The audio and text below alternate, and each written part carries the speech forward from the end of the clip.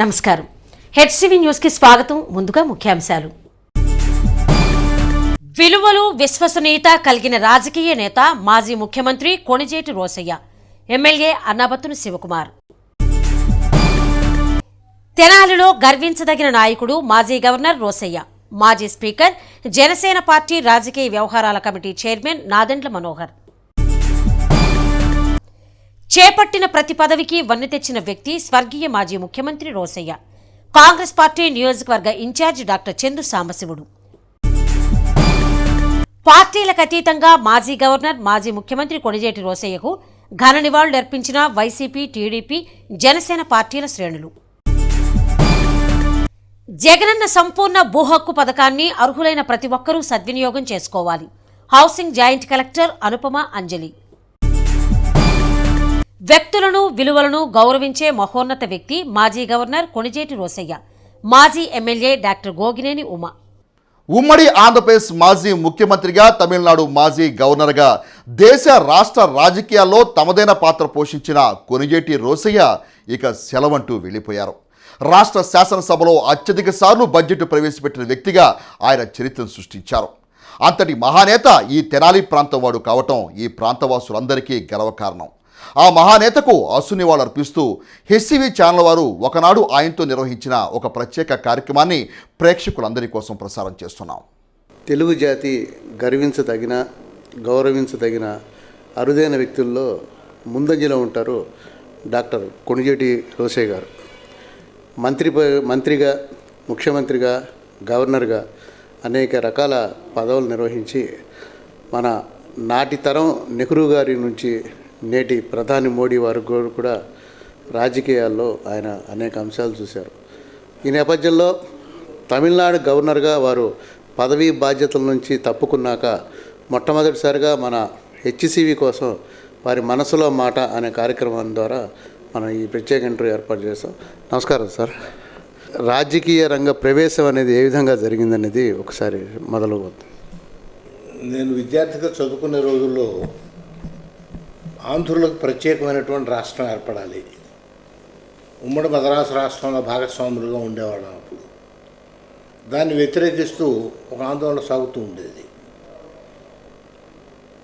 తలంపుగా నేనేమి పెద్ద నాయకత్వం వహించే లక్షణంతో కాదు, ఒక సాధారణమైనటువంటి పౌరుడిగా నేను కూడా రియాక్ట్ అయ్యి ఆ నినాదాన్ని బలపరుస్తూ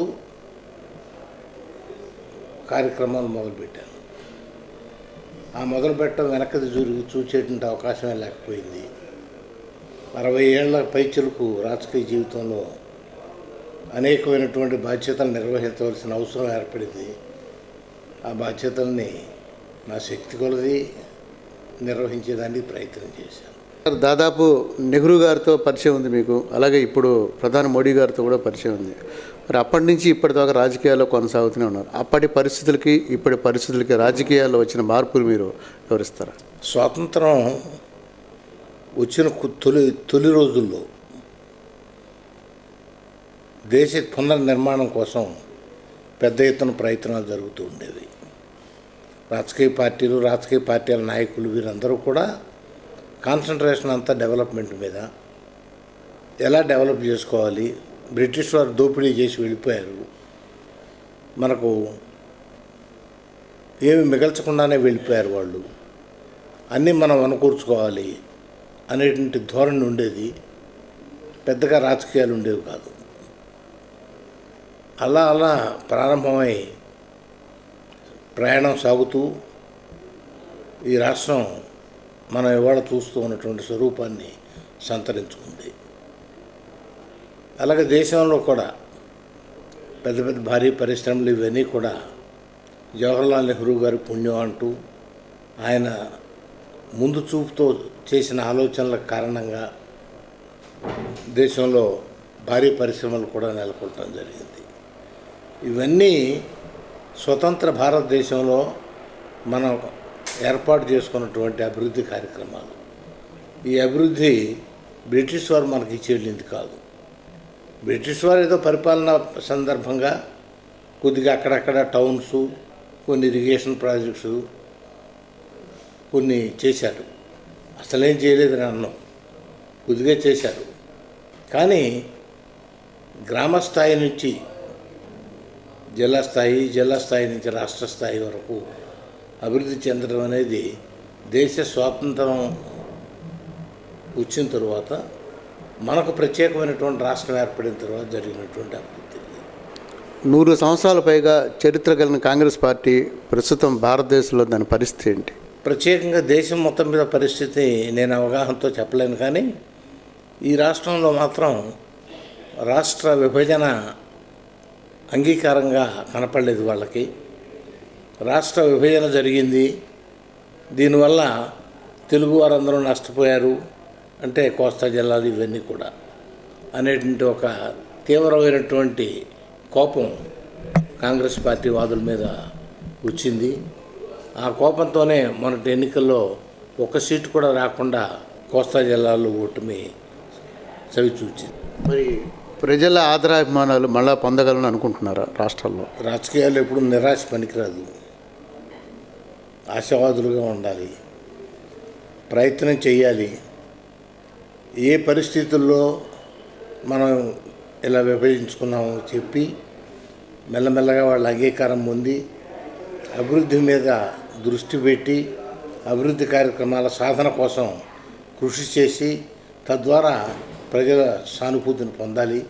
ఆ రకంగా మళ్ళీ పుంజుకోవాల్సిన అవసరం ఉంటుంది. సరే, భారతదేశంలో ప్రధానమంత్రి, రాష్ట్రపతి, కేంద్ర మంత్రి పదవులు తప్ప దాదాపు అన్ని ముఖ్యమైన పదవులు మీరు నిర్వహించారు.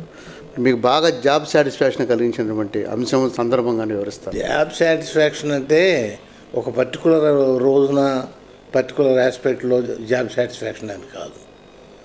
ఏ బాధ్యతలో ఉన్నా ఆ బాధ్యతని నాకు చేతనైనంత వరకు నిర్వహించడానికి ప్రయత్నం చేశాను. అందువల్ల ఎప్పుడూ నాకు సాటిస్ఫాక్టరీగానే ఉంది, కానీ ఎప్పుడు అన్సాటిస్ఫాక్షన్ కానీ లేదు, డిస్సాటిస్ఫాక్షన్ కానీ నాకు ఎప్పుడు లేదు. వృత్తికరంగా ఇందులో నేను ఈ పోస్ట్లో బాగా చేశాను, ప్రజాసేవగా అని మీకు అనిపించిన సందర్భం ఉన్నది? ఏ బాధ్యత అప్పగిస్తే ఆ బాధ్యతను చేశాను. అన్ని బాధ్యతలు సమానమే. ముఖ్యమంత్రిగా మంత్రిగా చేస్తే మంత్రిగా చేయవలసిన బాధ్యతలు మంత్రిగా చేశాను, ముఖ్యమంత్రిగా చేయవలసిన కార్యక్రమాలు ముఖ్యమంత్రిగా చేశాను. అది బాగుంది, ఇది బాగలేదని అనుకోవటం కాదు. ఏ బాధ్యతని నిర్వహించవలసిన అవసరం ఏర్పడినప్పుడు ఆ బాధ్యతని నాకు తృప్తి కలిగే రకంగానే నిర్వహించాను. సార్, ఇప్పుడు భారతదేశ సరిహద్దులో సర్జికల్ దాడులు జరుగుతూ ఉన్నాయి. అయినప్పటికీ కూడా ఆక్రమణదారులు, చొరబాటుదారులు వచ్చే ప్రయత్నాలు జరుగుతున్నాయి. మరి ఈ నేపథ్యంలో ఒక సీనియర్ అనుభవజ్ఞులుగా మీరు దేశ రక్షణ సైన్యానికి మీరు ఇచ్చే సూచనలు ఏమైనా ఉన్నాయా? నేను డైరెక్ట్గా సూచన చేయను. గవర్నమెంట్ ఆఫ్ ఇండియా జాగ్రత్తగా చూస్తూ ఉంది. వారు తగు వ్యూహాన్ని తయారు చేస్తూ ఉన్నారు. మనం లేటెస్ట్గా చూసాం. ఆ వ్యూహం ఫలితం ఏమిటి, ఎంత ఎఫెక్టివ్గా ఉందనేటువంటి మాట. కనుక గవర్నమెంట్ ఆఫ్ ఇండియా దేశంలో ఉన్నటువంటి రాజకీయ పార్టీల వారందరినీ కలుపుకొని దేశ రక్షణ కోసం తగు వ్యూహాన్ని తయారు చేసుకోవాలి. ఆ పని వాళ్ళు చేస్తారు. పుట్టి పెరిగిన ఊరు వేమూరు, ఈరోజు వచ్చారు. దాదాపు మీరు విద్యార్థి దశగా ఉన్నప్పుడంతా వేమూరులో తిరిగారు. తర్వాత రాజకీయాల్లోకి వెళ్ళి కాస్త ఊరికి దూరం అయ్యారు. ఇప్పుడు మళ్ళీ వేమూరు వచ్చారు. అప్పటికి ఇప్పటికీ ఇక్కడ పరిస్థితులు, మీ జ్ఞాపకాలు మన ప్రేక్షకులు వివరిస్తారా? నా కొలీగ్స్ చాలామంది విగత జీవులయ్యారు. ఇక్కడికి వచ్చినప్పుడు వాళ్ళ జ్ఞాపకాలు వస్తూ ఉంటాయి. వాళ్ళైతే భౌతికంగా వాళ్ళు లేరు, వాళ్ళు కలుసుకునేదానికి కానీ షేర్ చేసుకునేదానికి కానీ అవకాశం లేకుండా పోయింది. గ్రామం కూడా కొద్దిగా అభివృద్ధి చెందింది. ఉదాహరణకు రోడ్లు ఉన్నాయి. నేను గవర్నమెంట్లో పనిచేసే రోజుల్లో ఊరు మొత్తానికి, పల్లెలు కానీ ఊరు కానీ కంప్లీట్గా ఏ ఒక్క రోడ్డు వదిలిపెట్టకుండా స్థానికులు సహకరిస్తే వారి సహకారం తీసుకొని సిమెంట్ రోడ్లు వేయటానికి మంజూరు ఇచ్చాను. అవి దాదాపుగా 90% పూర్తయినాయి. కొన్ని లోకల్గా ఉన్నటువంటి ప్రజలు సహకరించనందువల్ల 2-3 రోడ్లు చిక్కుబడి ఆగిపోయినాయి. వాటికి సంబంధించిన డబ్బు ఇంకా ఉంది, అది రీవాలిడేట్ చేయాలనుకుంటాను. బట్ ఏమైనా ఊరికి మంచినీళ్ళ సౌకర్యం, విద్యుత్ సౌకర్యం ఇవన్నీ కూడా కాంగ్రెస్ పార్టీ అధికారంలో ఉన్నప్పుడు మీరు తమిళనాడు గవర్నర్గా పదవి చేపట్టారు. తర్వాత ప్రభుత్వాలు మారినాయి. తమిళనాడు గవర్నర్గా మీరు సమర్థవంతంగా నిర్వహించిన ప్రస్థానాన్ని వివరిస్తారు. 5 ఏళ్ళు నిబంధనలకు అనుగుణంగా నా గవర్నర్ గిరిని పూర్తి చేసుకున్నాను. ముఖ్యమంత్రితో కానీ ప్రతిపక్షాలతో కానీ వివాదం లేకపోతే స్పర్ధలో బజారెక్కడమో ఏమి లేకుండానే గడిచిపోయింది. అది ఒక మధురమైనటువంటి స్మృతి. మీరు హయాంలో ఈ పని చేయడం వల్ల ఇక్కడ ఈ విధంగా జరిగింది అది చెప్పుకోదగ్గ అంశాలు ఏమైనా ఉంటాయి? చారిత్రక ప్రభుత్వానికి సలహా చెప్పటం తప్ప గవర్నర్ నేరుగా చేసేదే ఉండదు. ప్రభుత్వానికి తగు సలహాలు ఇచ్చి సూచనలు ఇచ్చి ప్రభుత్వం అభివృద్ధి దిశలో ప్రయాణం చేసేటట్టుగా మనం ప్రయత్నం చేయటం గవర్నర్ బాధ్యత. ఆ బాధ్యతని సంతృప్తికరంగానే నిర్వహించాలి. అలాగే అంటే కావేరీ జలాల విషయంలో కర్ణాటక తమిళనాడుకి మధ్య వివాదం బాగా ముదురుతుంది. మరి దాని మీద మీరున్నప్పుడు స్టార్ట్ అయింది. అది మీరు ఏ విధంగా దాన్ని స్పందించారు? అది గవర్నమెంట్ డీల్ చేస్తూ ఉంది, నాట్ యాజ్ గవర్నర్. గవర్నమెంటు దాన్ని డీల్ చేస్తూ ఉంది. అది ప్రైమ్ మినిస్టర్ నోటీసుకు తీసుకువెళ్ళారు. ఎవరో వాదన వాళ్ళు చెబుతున్నారు. తమిళ్ పీపుల్కి కొంత అన్యాయం జరుగుతుందేమో అనే భయం ఉన్నది. ఆ భయానికి అవకాశం లేకుండా రాష్ట్ర ప్రభుత్వానికి నాయకత్వం వహిస్తున్నటువంటి వాళ్ళు ప్రయత్నం చేస్తున్నారు. కాంగ్రెస్ పార్టీ హయాంలో ఉండగా రాష్ట్ర విభజన జరిగింది. అలాగే దానికి ప్రత్యేక హోదా కూడా ఇస్తామని చెప్పి అప్పట్లో కాంగ్రెస్ పార్టీ తీర్మానాలు చేసిందని చెప్పన్నారు. అయితే ఇటీవల వెంకయ్యనాయుడు గారు వాళ్ళు తీర్మానాలు ప్రతిపాదించే దానికి సంబంధించి అమలు అవ్వడానికి వీల్లేని విధంగా గోడ మీద పిల్లిలాగా చేశారని చెప్పి తెనాలిలోనే ఒక సమావేశంలో వ్యాఖ్యానిస్తుంటారు. మీరు కూడా అబ్జర్వ్ చేసే ఉంటారు. దాని మీద మీ కామెంట్ ఏంటి? నేను ఇప్పుడు పాలిటిక్స్లో లేను. నేను కామెంట్ చేసేదానికి సిద్ధంగా లేను. ప్రత్యేక హోదా రాలేదు కదా రాష్ట్రానికి సంబంధించి, దాని గురించి మీరు ఏదన్నా అప్పీల్ చేసే అవకాశం ఉందా? నేను అప్పీల్ చేయటం కాదు, ఇదివరలో కేంద్ర ప్రభుత్వం ఇచ్చిన హామీలన్నింటినీ అమలు చేయటం అది ప్రభుత్వ విద్యుక్త ధర్మం. ఆ ధర్మాన్ని నెరవేర్చాలని కోరుతాను. ఇప్పుడు ప్రస్తుతం మీ భవిష్యత్తులో ఈ రాజకీయ పరంగా మీ స్టెప్స్ ఏ విధంగా ఉంటున్నాయి? 84 ఏళ్ల వయసులో ఇంకా నేను రాజకీయాలు నడిపేదానికి నేను సిద్ధంగా లేను.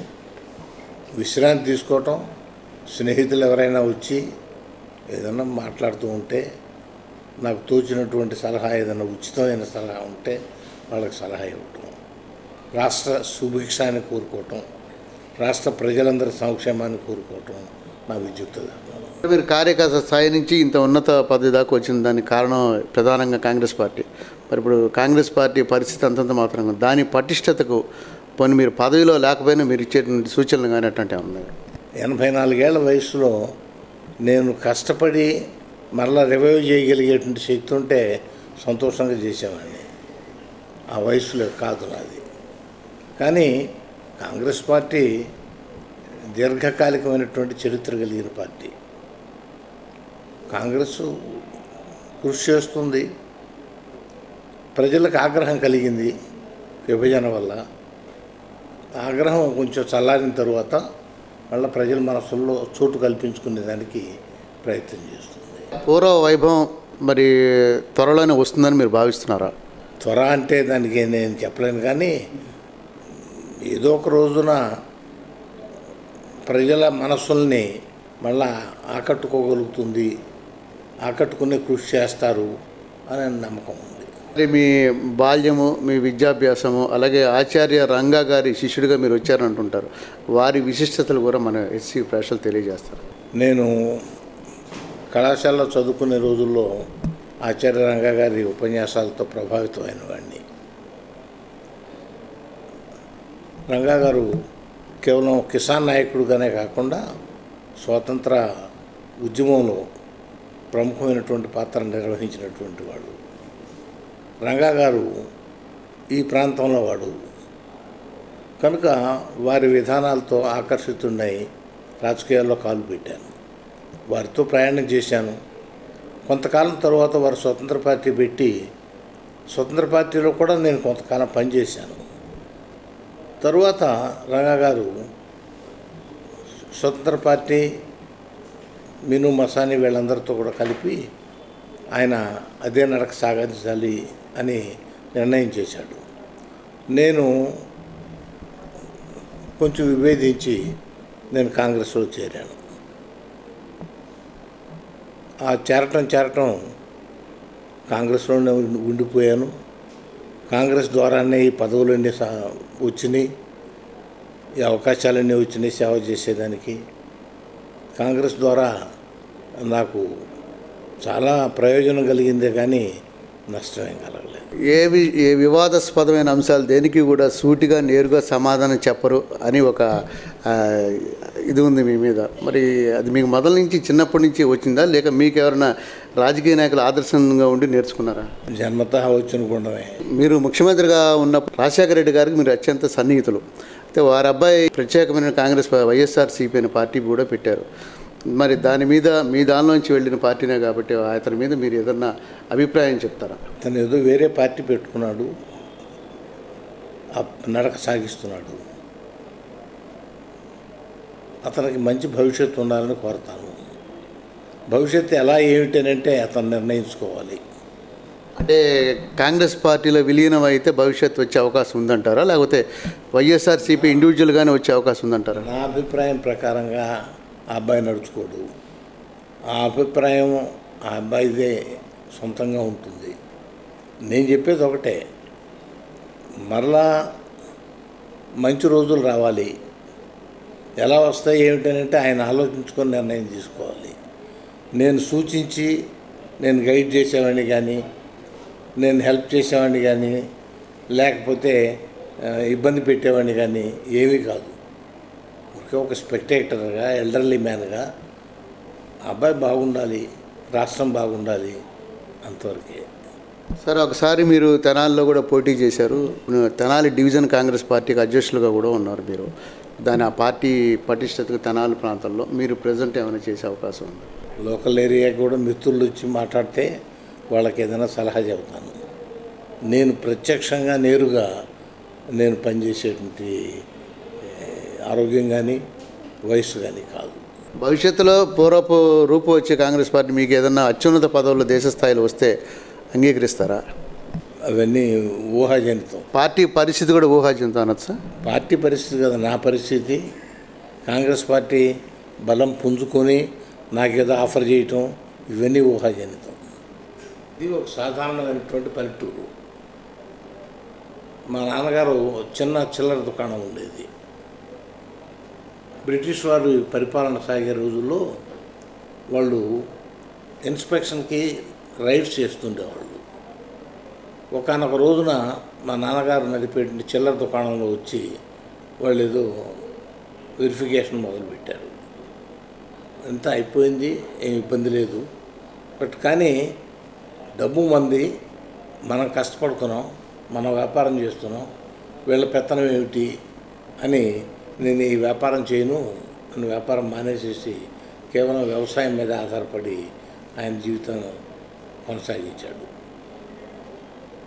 రైతుగా తాను భూమి నమ్మి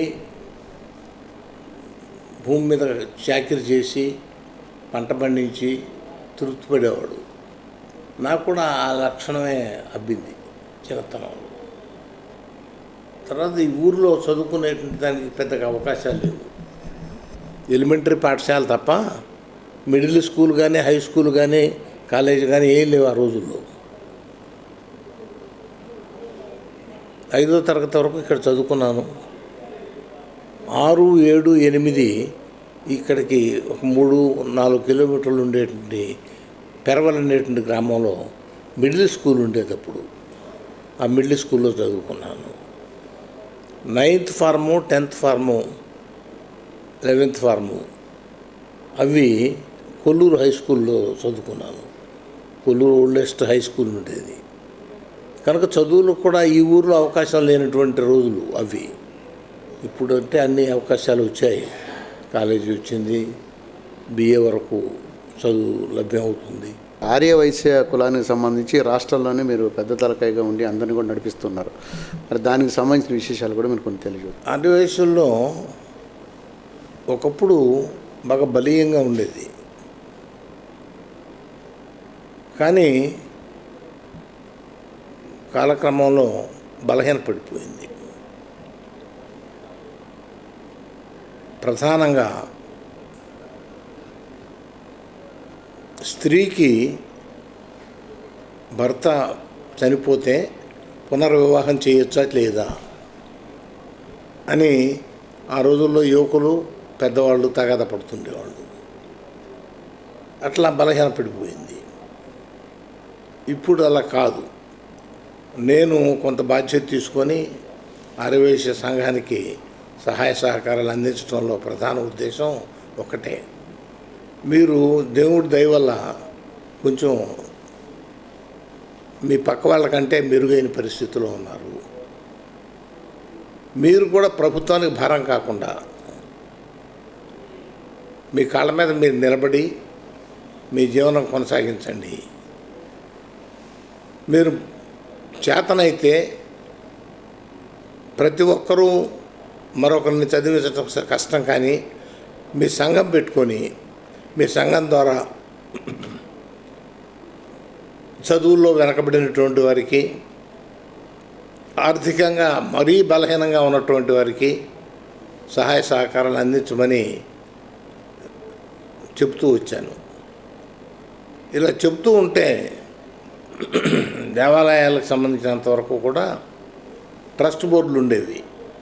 వైశ్యులతోనే ఉండే ట్రస్ట్ బోర్డులను మార్చి వైశ్యేతరులను కూడా కలిపి ట్రస్ట్ బోర్డులు వేయొచ్చని ప్రభుత్వం ఒక నిర్ణయం చేసింది. ఆ నిర్ణయాన్ని వ్యతిరేకిస్తూ నేను కూడా ప్రభుత్వంతో మాట్లాడాను, ఒప్పించాను. వారికి ప్రత్యేకమైనటువంటి కల్ట్ అది. కన్యకా పరమేశ్వరి అనేటువంటి ఆవిడ్ని మిగతా వాళ్ళు ఎవరు కూడా హిందువులు ఎవరు పూజ చేయరు, ఆరాధించరు. వైశ్యులు మాత్రమే ఆరాధించేటువంటి దైవం కనుక వీరితో ఒక ప్రత్యేకమైనటువంటి కల్ట్గా ట్రీట్ చేసి వీరి జోలికి వెళ్లకుండా వాళ్ళ ఆఫీసులు కానీ వాళ్ళ దేవాలయాలు కానీ వాళ్ళు నడుపుకునే దానికి స్వేచ్ఛ ఇవ్వండి అని ఆ రోజుల్లో అజిటేట్ చేసేటువంటి సందర్భంలో నేను ముందుండి వారికి సహాయ సహకారాలు అందించాను. అవన్నీ జరిగిపోయిన రోజులు. ఇప్పుడు సాంఘికంగా బాగా చదువుకున్నటువంటి వారికి పరిశ్రమలు పెట్టుకోండి, అవకాశాలు వస్తాయి.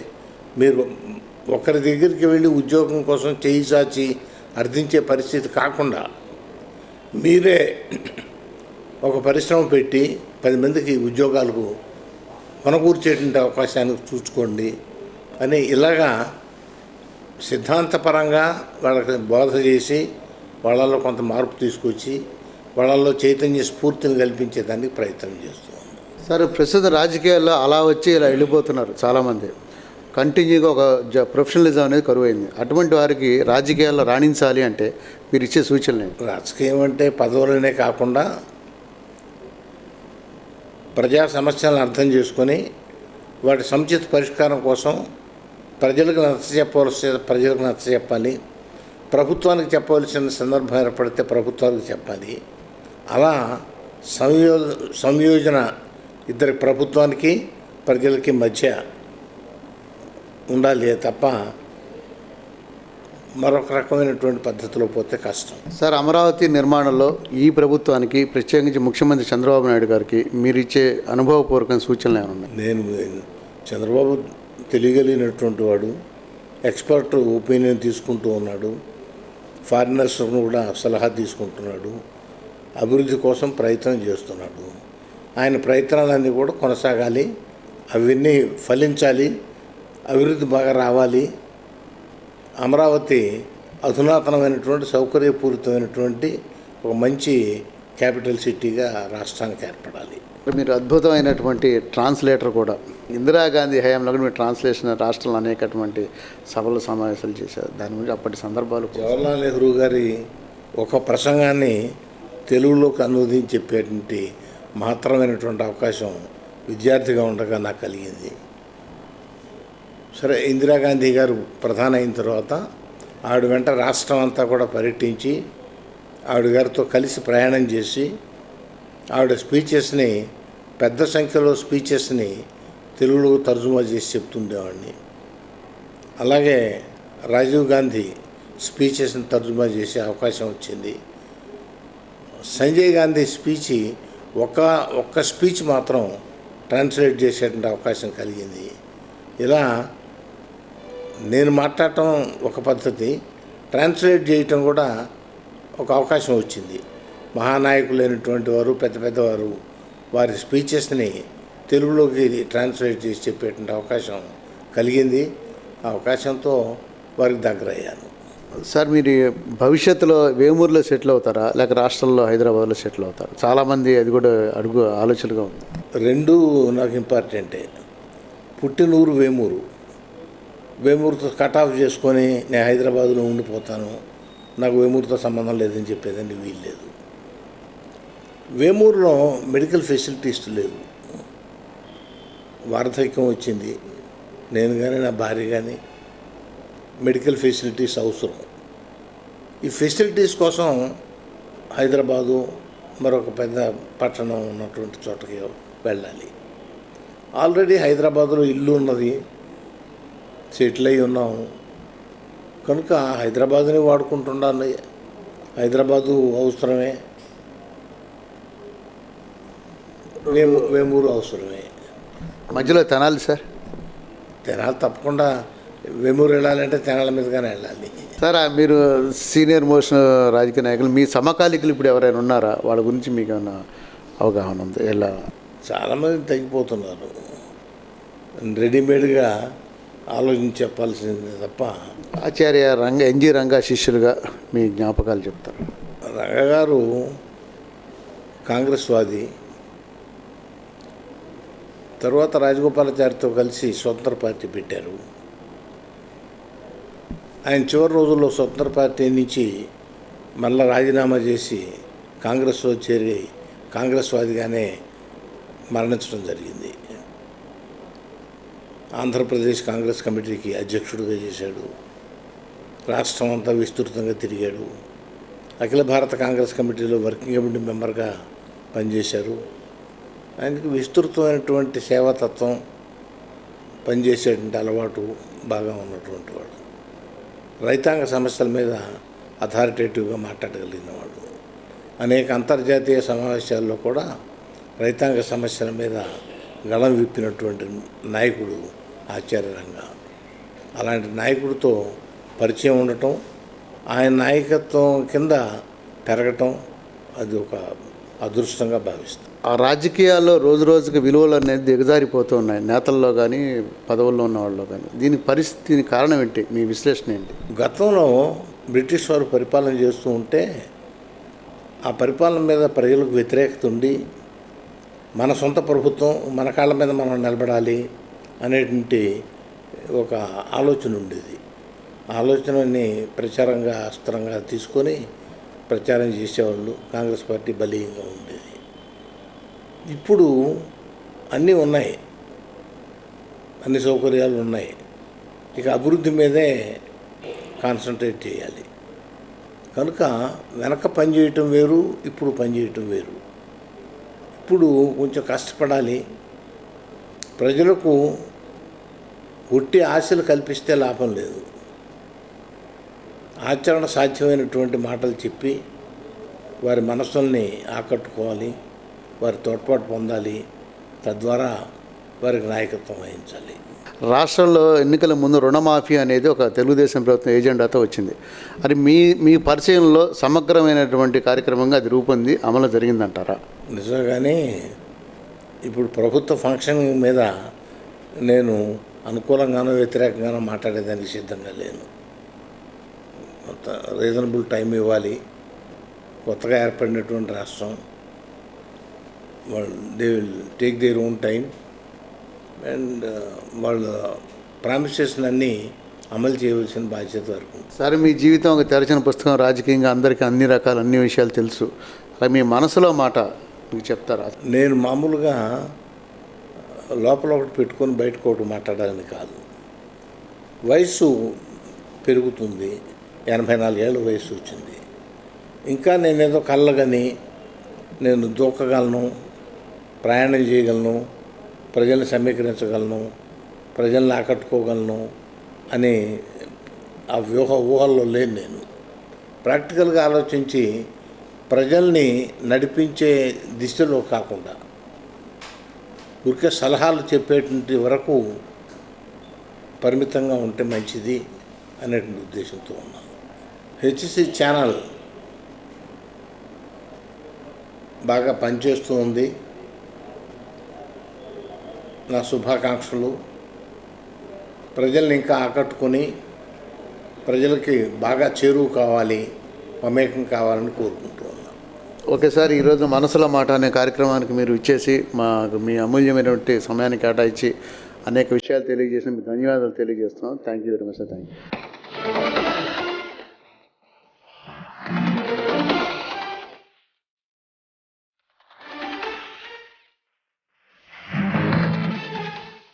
రాజకీయాలలో విలువలతో విశ్వసనీయతతో ఉండాలి అనడానికి నిదర్శనం మాజీ ముఖ్యమంత్రి స్వర్గీయ కొణిజేటి రోసయ్య అని శాసనసభ్యులు అన్నాబత్తున శివకుమార్ పేర్కొన్నారు. రోసయ్య మృతి పట్ల శనివారం ఎమ్మెల్యే శివకుమార్ సంతాపం తెలిపి కుటుంబ సభ్యులకు ప్రగాఢ సానుభూతిని తెలియజేశారు. ఉమ్మడి రాష్ట్ర ముఖ్యమంత్రిగా, తమిళనాడు రాష్ట్ర గవర్నర్గానే కాకుండా ఆయన చేపట్టిన ప్రతి పదవికి వన్నె తెచ్చిన నాయకుడిగా రోసయ్యను ప్రశంసించారు. పార్టీలకు అతీతంగా అందరితో స్నేహపూర్వకంగా మెరిగే ఆయన మృతి తెలుగు రాష్ట్రాలకు తీరని లోటని పేర్కొన్నారు. వ్యక్తిగతంగా తన కుటుంబానికి రోసయ్య ఎంతో సాన్నిహిత్యంగా ఉండేవారన్నారు. ఆయనను నేటి యువత ఆదర్శంగా తీసుకోవాలని ఎమ్మెల్యే శివకుమార్ తెలిపారు. ఉమ్మడి రాష్ట్ర ముఖ్యమంత్రిగా ఉమ్మడి రాష్ట్రంలో అనేక మంది ముఖ్యమంత్రులతో వివిధ శాఖల్లో మంత్రివర్యులుగా పనిచేసి మా ప్రాంతవాసి రాజకీయాల్ని విలువలతో విశ్వసనీయతతో ఉండాలి అనే దానికి నిదర్శన. సుమారు 60 సంవత్సరాల సుదీర్ఘ రాజకీయ జీవితంలో వ్యక్తిగత ద్వేషంలో కానీ అవినీతి మరకలు కానీ ఎక్కడా లేకుండా ఉమ్మడి రాష్ట్ర తెలుగు ప్రజలకి ఆయన చేసిన సేవలు, మా నియోజకవర్గం తెనాలి నియోజకవర్గం, ఈ నియోజకవర్గ పెద్దలుగా జోషి గారి కుటుంబంతో మా కుటుంబం అంటే మా తండ్రి అన్నాబత్తున గారు ఇద్దరు వ్యాపార రంగంలో వయసులో జీవితాన్ని స్టార్ట్ చేసి జోషి గారు ముఖ్యమంత్రిగా, గవర్నర్గా పనిచేయడం, ఈరోజు ఆయన చనిపోయారన్న వార్తని ఎంతో బాధేస్తాం. మా లాంటి యంగ్స్టర్స్కి ఆయన ఎంతో ఆదర్శం. రాజకీయాల్ని విమర్శలను కూడా తనదైన శైలిలో, తనదైన చతుర్థతో ఎలా విమర్శని అవతల వాడు బాధపడకుండా విమర్శ చేయొచ్చో యువకులందరూ, రాజకీయాల్లో ఉన్న యువకులందరూ ఆదర్శం. ఉమ్మడి ఆంధ్రప్రదేశ్ రాష్ట్ర ముఖ్యమంత్రి తెలుగు ప్రజలకు స్వర్గీయ కొణిజేటి రోసయ్య అందించిన సేవలు ఎనలేనివని మాజీ స్పీకర్, జనసేన పార్టీ రాజకీయాల వ్యవహారాల కమిటీ చైర్మన్ నాదెండ్ల మనోహర్ కొనియాడారు. శనివారం స్థానిక కొత్తపేటలోని ఆయన కార్యాలయంలో మాజీ ముఖ్యమంత్రి, మాజీ గవర్నర్ రోసయ్య చిత్రపటానికి మాజీ స్పీకర్ నాదెండ్ల మనోహర్, జనసేన పార్టీ నేతలు పూలమాలలు వేసి ఘన నివాళులర్పించారు. అనంతరం మనోహర్ మాట్లాడుతూ సామాన్య కుటుంబం నుండి వచ్చిన ఆయన ఒక ఉన్నత రాజకీయ నేతగా ఎదగటం గర్వకారణమన్నారు. తెనాలి ప్రాంతానికి చెందిన ఆయన తెనాలి అభివృద్ధికి అందించిన సేవలు ప్రశంసనీయమన్నారు. శాసనసభకు ఎన్నికైన తనను ఎంతగానో ప్రోత్సహించిన వ్యక్తి రోసయ్య అని పేర్కొన్నారు. పెదరావూరు, నందివెలుగు 4 లైన్ రహదారి పనులు ఆయన ముఖ్యమంత్రిగా ఉన్నప్పుడు మంజూరైనదని, అలాగే కొలకలూరు గ్రామంలో పీహెచ్సీ ఏర్పాటుకు అనుమతులు ఇవ్వడం జరిగిందని మనోహర్ గుర్తు చేశారు. ఉన్నత భావాలు కలిగిన రోసయ్యను ప్రతి ఒక్కరూ ఆదర్శంగా తీసుకోవాలని, ఆయన మృతి పట్ల సంతాపం తెలియజేస్తూ జనసేన పార్టీ తరపున ఆయన కుటుంబ సభ్యులకు మనోహర్ ప్రగాఢ సానుభూతిని తెలిపారు.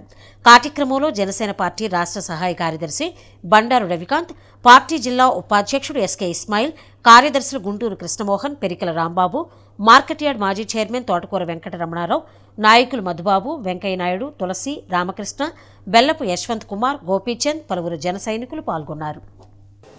ఒక టాల్ లీడర్గా ఎంతో కష్టపడి ఆయన రాజకీయాల్లో ఎదిగి ఆయనకున్న సామర్థ్యాన్ని రాష్ట్రంలో ఉన్న క్లిష్ట పరిస్థితుల్లో కూడా చాలా అద్భుతమైన ఆర్థిక శాఖ మార్చులుగా, తదనంతరం ముఖ్యమంత్రిగా ఎన్నో సేవలు అందించారు మనందరికీ. ఈ ప్రాంతవాసిగా నేను కూడా గర్వపడే విషయం, ఎందుకంటే ఆయన ఒక టాల్ లీడర్గా ఎదిగి తెనాలంటేనే రోసయ్య గారు అనే భావన ప్రతి ఒక్కరిలో కలిగేటట్టు ఒక సామాన్య కుటుంబం నుంచి వచ్చిన వ్యక్తి ఆ స్థాయిలో ఎదిగినా కూడా చాలా సింపుల్గా, ఎంతో నిజాయితీగా ప్రతి ఒక్కరిని మంచిగా పలకరించి ప్రాంత సమస్యల గురించి తెలుసుకోవడం, రైతాంగం తరఫున ఎన్నో సందర్భాల్లో ఆయన చాలా తొందరగా రియాక్ట్ అయ్యి ఆదుకోవడం, ఎప్పుడు కూడా ఆయన చాలా నిరాడంబరంగా రాజకీయ జీవితం అంటే ఇట్లా ఉండాలని మీ అందరం కూడా చూసి గర్వపడేవాళ్ళం.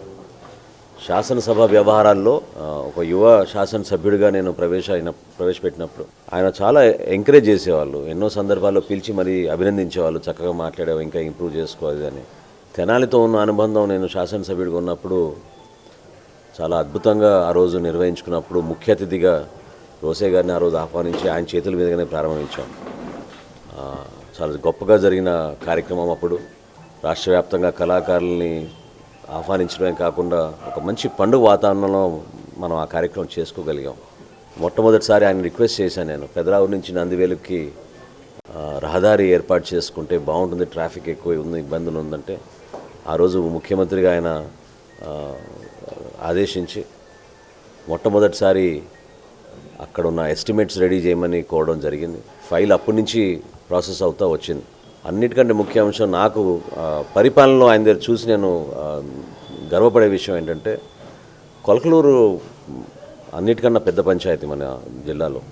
కొలకలూరులో మనం ప్రాథమిక వైద్యశాల ఏర్పాటు చేసుకోవాలనే అంశం పైన చాలామంది స్థానికులు అడిగినప్పుడు నేను రోసయ్య గారి దృష్టికి తీసుకెళ్తే, ఆసుపత్రి నిర్మాణం వరకు ఇబ్బంది లేదు కానీ పోస్టులన్నీ కూడా క్రియేట్ చేయాలి కదా, డాక్టర్లు, నర్సులు ఇవన్నీ శాంక్షన్ చేయాలంటే ఇప్పుడు ప్రస్తుతం బ్యాన్ ఉంది, కొంచెం ఆలోచించి చేద్దామని చెప్పారు. కానీ ఒక నెల రోజుల తర్వాత ఒక సందర్భంలో నేను ఆయన్ని కలిసినప్పుడు మధ్యాహ్నం 3ంటికి క్యాబినెట్ మీటింగ్ ఉండింది. నేను ఆయన్ని సుమారు 11ంటికి కలిసినప్పుడు ఆయన ఏమైంది నీ ప్రపోజల్ అప్పుడు ఏదో కొలకలూరులో అడిగావు కదా అని అంటే, అది ఇంకా కదలేదండి, ఎవరు దాని గురించి స్పందించలేదంటే ఇమ్మీడియట్గా ఆ రోజు 3ంటికి క్యాబినెట్ సమావేశంలో నేను ఇచ్చిన లెటర్ మేరకు కొత్తగా పోస్టులు క్రియేట్ చేసి డాక్టర్ పోస్టు, 2 నర్సులు, కొలకలూరులో మనం ఈ పిహెచ్సి ఏర్పాటు చేసుకోవడానికి కోసం నిధులు శాంక్షన్ చేయడం జరిగింది. స్టూడెంట్గా ఉన్నప్పుడే ఆయన నాయకుడిగా ఎదిగాడు. మా బాబాయ్ గారు చెప్తుండేవాడు, మా బాబాయ్ గారు నాన్నగారికి ఎంతో క్లోజ్ ఆయన యొక్క రాజకీయ జీవితం సోషలిస్ట్ పార్టీతో ప్రారంభమయ్యి చెన్నారెడ్డి గారు ముఖ్యమంత్రిగా ఉన్నప్పుడు కాంగ్రెస్ పార్టీలో జాయిన్ అయ్యి ఎమ్మెల్సీగా, ఎమ్మెల్యేగా, అనేక మంది ముఖ్యమంత్రుల వద్ద ఆర్థిక శాఖ మంత్రులుగా, ముఖ్యమంత్రిగా, గవర్నర్గా అనేక పదవులకి వన్నె తెచ్చినటువంటి మహోన్నతమైనటువంటి నిలువెత్తు విగ్రహం స్వర్గీయ కొంజేటి రోసయ్య గారు. ఆయన ఎంతోమంది సార్ చెప్పినట్లుగా ఎంతోమంది రాజకీయ నాయకులకి ఆదర్శమయ్యారు. మరి రాజకీయంగా చూస్తే కాంగ్రెస్ పార్టీ క్లిష్ట పరిస్థితుల్లో ఉన్నప్పుడు, రాజశేఖర రెడ్డి గారిని కోల్పోయినప్పుడు రాష్ట్రం పరిస్థితి ఏంటి అని చెప్పి అనుకుంటున్న తరుణంలో ఆయన ముఖ్యమంత్రి పీఠం అధిరోహించి చాలా సమర్థవంతంగా, ఎంతో చాకచక్యంగా అటువంటి సందర్భంలో గవర్నర్గా అటు తమిళనాడుకి, అప్పుడు ఇన్ఛార్జ్గానే ఇంకో 2 రాష్ట్రాలకు కూడా గవర్నర్గా చేసి ఆయన వృద్ధాప్యంతో ఇంటి దగ్గరే ఉంటూ జరిగింది. మరి ఈ రోజున ఆయన మన మధ్య లేకపోవటం, ఆయన్ని కోల్పోవటం, రాజకీయ దిగ్గజాన్ని కోల్పోవటం ఎంతో విచారకరంగా ఉంది. స్థానిక మారీస్పేటలోని తెనాలి నియోజకవర్గ కాంగ్రెస్ పార్టీ కార్యాలయంలో మాజీ గవర్నర్, మాజీ ముఖ్యమంత్రి కొణిజేటి రోసయ్య మృతికి నియోజకవర్గ party incharge doctor Chandu Sambasivudu ఆధ్వర్యంలో పార్టీ శ్రేణులు ఘనంగా నివాళులర్పించారు. ఈ సందర్భంగా ఆయన చిత్రపటానికి పూలమాలలు వేసి నివాళులర్పించి పార్టీ శ్రేణులు మౌనం పాటించారు. అనంతరం డాక్టర్ చందు సాంబశివుడు మాట్లాడుతూ, ఎటువంటి మచ్చతునక లేకుండా అనేక ఉన్నత పదవులు అలంకరించిన గొప్ప నేత రోసయ్య అని కొనియాడారు. రోసయ్య మరణ వార్త తమనెంతో దిగ్భ్రాంతికి గురిచేసిందన్నారు. ఆర్థిక మంత్రిగా 17 సార్లు బడ్జెట్ను ప్రవేశపెట్టిన సమర్థ నాయకునిగా గుర్తింపు తెచ్చుకున్న నేత ఆయనని ప్రశంసించారు. ఎటువంటి సమస్యనైనా తన మేధాశక్తితో పరిష్కరించగలిగే అపర చాణక్యుడు రోసయ్యని పేర్కొన్నారు. ఆయన ఆత్మకు శాంతి కలగాలని కుటుంబ సభ్యులకు పార్టీ తరపున ప్రగాఢ సానుభూతిని తెలియజేశారు. కార్యక్రమంలో మండల పార్టీ అధ్యక్షుడు కె బుల్లయ్య, నాయకులు Veerisetti Musalayya, T Sivanarayana, SK Mabu, Namana Mallikarjunarao, P Stephen Babu, Nagesh, Y Shankarrao, R Elamanda, Bheema Ramesh, K Veeraiah, K Koteswararao, N Madhavarao, Sivasai Mohan, Badugu Srinu, CH Sridhar తదితరులు పాల్గొన్నారు.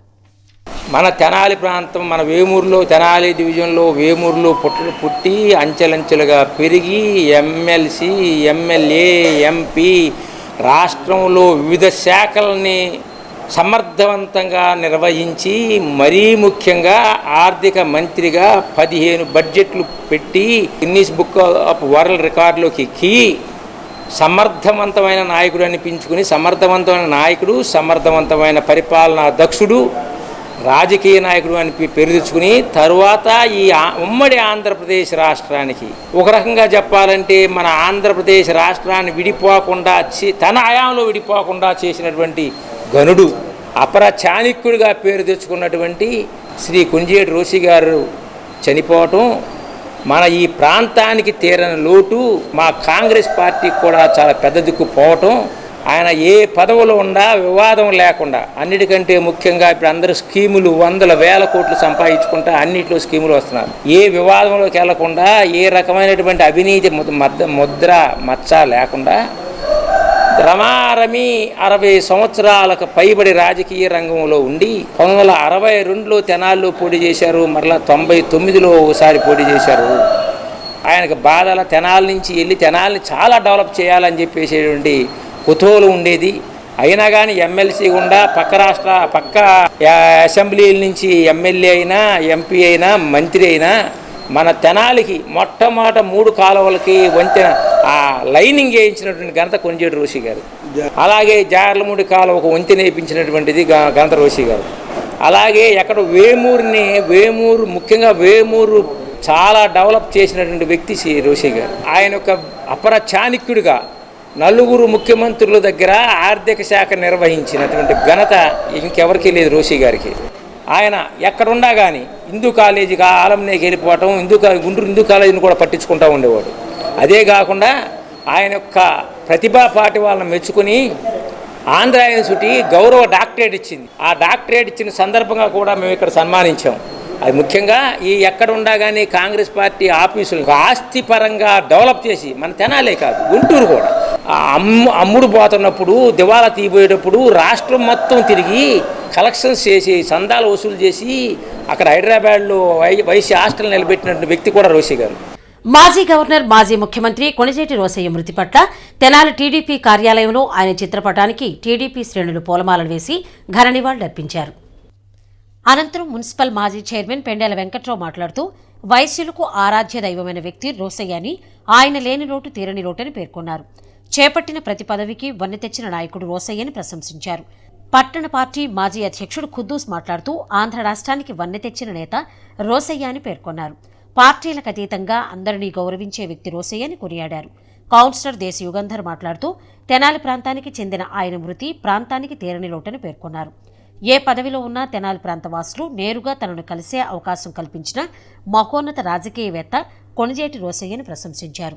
కార్యక్రమంలో మాజీ కౌన్సిలర్ పెండేల సుబ్బారావు, టీడీపీ నాయకులు కె కనకరాంబాబు, అక్కిశెట్టి వెంకటేశ్వరరావు, తాతా శ్రీనివాసరావు, బొమ్మిశెట్టి మహేష్, కుదరవల్లి శ్రీనివాస్, దర్శి అనంత్, కొప్పురావూరి హరికిషోర్, మువ్వల శ్రీనివాసరావు, మద్ది మల్లికార్జునరావు, పలువురు నాయకులు, కార్యకర్తలు పాల్గొన్నారు. కొంజేటి రోసి గారు తెల్లవారుజామున చనిపోవడం చాలా బాధాకరం. ఆయన ముఖ్యమంత్రిగా కానీ, గవర్నర్గా కానీ ఎన్ని పదవులు అలంకరించినా కూడా మాకు ఎంతో స్వతంత్రంగా ఉండేది. ఆయన గవర్నర్గా ఉన్నా డైరెక్ట్గా వెళ్ళిపోయి మాట్లాడేవాళ్ళం, ముఖ్యమంత్రిగా ఉన్నా వెళ్ళి మాట్లాడేవాళ్ళం. ఎందుకంటే ఆయనకు వయస్సులు అంటే ప్రత్యేకమైనటువంటి అభిమానం కూడా ఉండేది. వయసులకు ఏ పని ఇచ్చినా కూడా ఇబ్బంది పెట్టేవాడు కాదు. అటువంటి మహామనిషి మన ముందు లేకపోవడం చాలా బాధాకరం. 89వ సంవత్సరం పరంపదించారు. ఎందుకంటే మాకు ఏ చిన్న కష్టం వచ్చినా చెప్పుకోవడానికి ఆయన దగ్గరికి వెళ్ళి ఇట్లా జరిగిందని నేను చెప్పేవాళ్ళం. అది కూడా చెప్పుకున్న మనిషి కూడా లేకుండా పోవడం చాలా బాధాకరమైనటువంటి విషయం. ఆయన బతుకున్నప్పుడు ఏం చేశాడు ఏంటనే దానికి మనము అది ఆయన కీర్తి ప్రతిష్టలు ఉంటాయి. ఆయన్ని ఎల్లప్పుడూ కూడా మరి ఆయనకు ఆ భగవంతుడు శాంతి కలగాలని ఆయన కుటుంబానికి కూడా కొంత ప్రగాఢ సానుభూతి తెలియపరుస్తూ చదువు. ఆంధ్ర రాష్ట్రంలో వన్నె తెచ్చినటువంటి వ్యక్తి డాక్టర్ కొంజేటి రోసయ్య గారు కాలం చేయటం చాలా బాధాకరం. తెలుగుదేశం పార్టీ తరఫున, తెనాలి నియోజకవర్గం తరఫున, మా నాయకుడు ఆల్పాటి ఆయన తరఫున వారి కుటుంబానికి ప్రగాఢ సానుభూతి తెలియజేస్తూ ఉన్నాం. రోసయ్య గారు లేని లోటు బహుశా భవిష్యత్తులో ఎవరు కూడా తీర్చలేదు. మనిషి ఎంతకాలం బతికారో ఈ సృష్టి ఉన్నంత వరకు కూడా సజీవంగా మనతో పాటు ఉండే విధంగా రాజకీయాల్లో వ్యక్తిత్వంతో మనుగడ సాగించినటువంటి వ్యక్తి. స్వతంత్రం వచ్చిన తర్వాత కేవలం 2 సామాజిక వర్గాలే ఎక్కువ కాలం ముఖ్యమంత్రులుగా పనిచేసినటువంటి చరిత్రను తిరగరాసి మిగతా ముఖ్యమంత్రుల్లో ఎవరైనా వేరే సామాజిక వర్గం నుండి వచ్చారంటే మరి ముఖ్యంగా ఆర్యవైశ్య సామాజిక వర్గం నుండి అంత పెద్ద అధికారాన్ని సాధించాడంటే ఆయన వ్యక్తిత్వం ఒక అజాత శత్రువుగా కాంగ్రెస్ పార్టీనే నమ్ముకొని కాంగ్రెస్ పార్టీ ఇటువంటి గ్రూపులు లేకుండా పార్టీ సిద్ధాంతాలకే భక్తుడై అధిష్టానం ఏదైతే చెప్తుందో నిబద్ధతో క్రమశిక్షణతో రాజకీయాన్ని కొనసాగించి మొట్టమొదటిగా శాసనమండలి సభ్యుడిగా, తర్వాత శాసనసభ్యుడిగా, పార్లమెంట్ సభ్యుడిగా, దివంగత రాజశేఖర రెడ్డి గారి మరణం తర్వాత అధిష్టానం ఎవరు ముఖ్యమంత్రిగా అర్హుడంటే డాక్టర్ కొణిజేటి రోసయ్య గారే అర్హుడు అని చెప్పేసి ఆ స్థాయికి ఆయన వ్యక్తిత్వం తీసుకెళ్ళినటువంటి ఆయన క్రమశిక్షణ ఖచ్చితంగా ఆర్యవైశ్యులకే కాదు ఈ రాష్ట్రంలో ఉన్నటువంటి రాజకీయాలకు అతీతంగా ప్రతి ఒక్క రాజకీయ పార్టీలో పనిచేసే వ్యక్తి కూడా పెద్ద ఆయన రోసయ్య గారిని ఆదర్శంగా తీసుకొని రాజకీయాల్లో కొనసాగించాలని చెప్పేసి ఈ రాష్ట్రంలో ఉమ్మడి రాష్ట్రంలో 15 పర్యాయాలు ఆర్థిక మంత్రిగా ఆయన బడ్జెట్ ప్రవేశపెట్టిన ఘనత చరిత్రలో నిలిచిపోయినటువంటి పరిస్థితి. ఆ విధంగా గవర్నర్గా కూడా ఈ దేశానికి చేసిన సేవలు మరి ముఖ్యంగా తమిళనాడు ప్రాంతానికి ఎక్కువ సంవత్సరాలు గవర్నర్గా కూడా పనిచేసినటువంటి వ్యక్తి లేకపోవటం మనందరికి కూడా బాధాకరం. కొణిజేటి రోసయ్య గారు మాజీ ముఖ్యమంత్రి మరియు మాజీ గవర్నర్ కూడా శివైక్యం చెందడం జరిగింది. ఇది ఆర్యవైశ్య జాతికి ఎనలేని లోటుగా భావిస్తున్నాం. అలాగే రాజకీయాల్లో కూడా శూన్యత అనేది ఖచ్చితంగా ఏర్పడుతుందని చెప్తున్నాం. అలాగే ప్రజలందరికీ కూడా ఎంతో ఇష్టపడే వ్యక్తి. అలాగే మన తెనాలి ప్రాంతవాసి, అందున మా 20వ వార్డులో ఉన్నటువంటి కొణిజేటి రోసయ్య గారు పరమపదించడం ఎంతో బాధాకరమైన విషయం. ఇది తెనాలి ప్రాంతానికే కాదు ఆంధ్రప్రదేశ్ కూడా చాలా లోటుగా భావిస్తున్న ఆయన లేని లోటు